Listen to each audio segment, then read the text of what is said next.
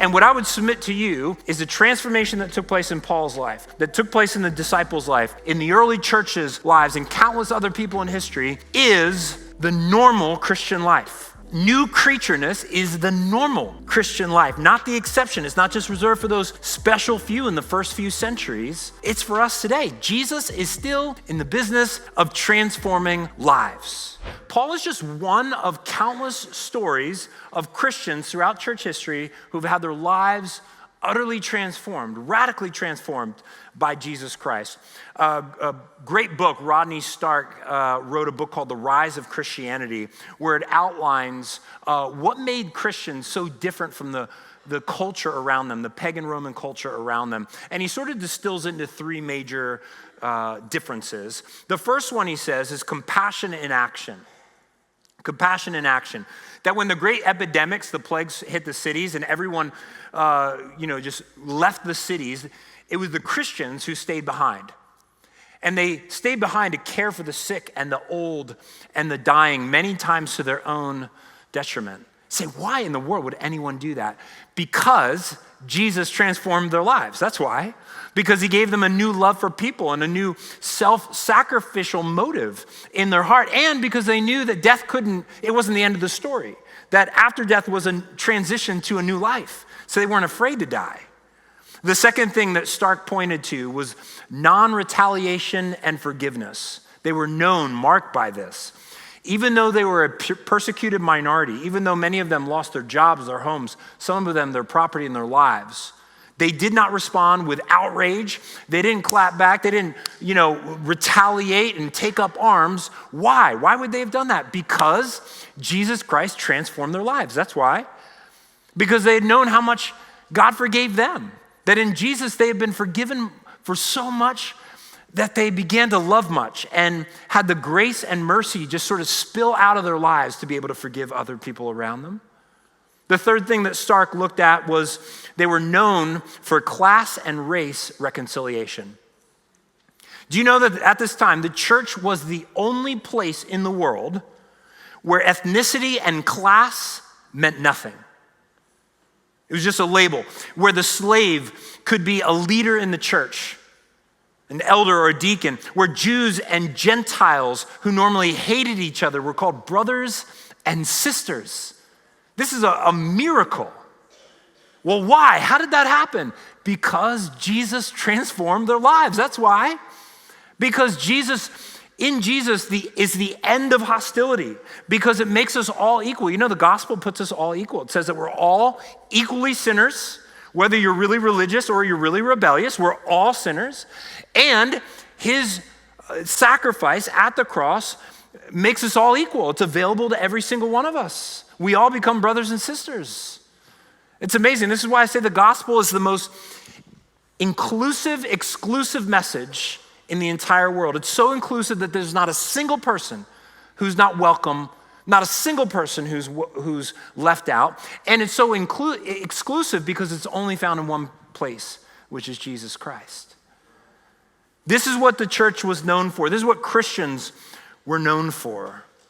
And what I would submit to you is the transformation that took place in Paul's life, that took place in the disciples' life, in the early church's lives, and countless other people in history, is the normal Christian life. New creatureness is the normal Christian life, not the exception. It's not just reserved for those special few in the first few centuries. It's for us today. Jesus is still in the business of transforming lives. And just look around the room for a moment. Get to know the people around you, and many of them will testify to having a life that's been transformed by Jesus Christ, who've seen miracles happen in their lives, who've seen addictions broken and darkness turned to light, seen hope and purpose, repaired marriages, restored relationships because of Jesus Christ. And if you've been walking with Jesus for a long time, maybe decades and decades, you go, man, it's kind of hard to see that transformation in my life. Ask this question to yourself. You've been walking with the Lord for a long time. Where would I be today if Jesus didn't come into my life? What would happen to me? Where would I have been without the hope that he's given me in my life? Where would I have been without the new purpose and meaning in my life? What would have happened to my relationships? Where would I be without Jesus? And that question should make you smile, because you know it's by grace that he's transformed your life. This is what he's in the business of doing. He's transformed my life. I remember a few years after I came to Christ, I got back together with my old high school buddies, and I forget what it was now. It was some kind of event we were all at. We were all hanging out, and after a couple hours, one of my buddies came up to me and he said, "Hey, man, can I be honest with you? When you first told everyone that you were a Christian, like, we kind of all laughed. Like, Keeler is a Christian."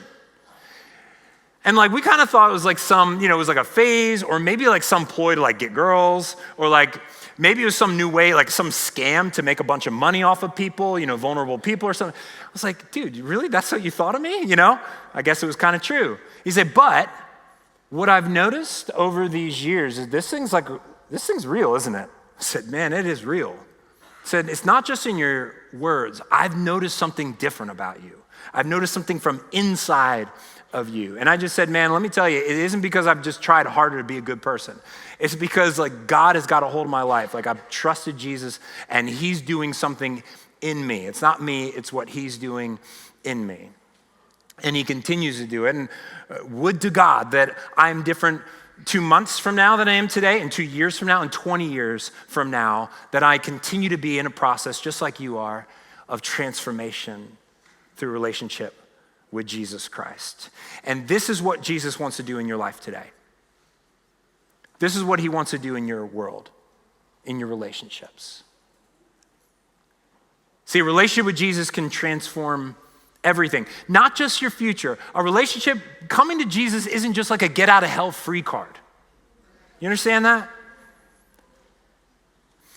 It is so radical that it actually goes back into our past. It's like a relationship with Jesus is like a time traveler. It goes all the way back into your past and radically changes your past.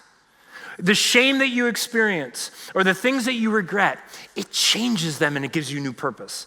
Do you know the number one thing that is Googled? When you write in to Google, how can I learn to ... the number one thing that will pop up is, how can I learn to love myself? Because the human heart has this God-shaped vacuum, this hole, and we try to shove everything in there to try to make us feel loved, to love, be loved, or experience love, and it just it's like a void. It just sucks everything down in it, because we were made to be loved by our Creator. And the gospel tells us that only Jesus can fill that, and he proved it. He paid for our debt. He paid for our shame and our guilt so that we can experience new life. And now all those regrets and all those shames, after you come to Christ, it's amazing. All of that stuff back to the past comes into your present. And you say, wow, now I see what God was doing with all that this whole time. It's amazing. And he changes our present too. He changes our future, he changes our past, and he changes our present, because he loves you so much that he's not willing to leave you the way that you are. He's gonna have you on a process from the inside.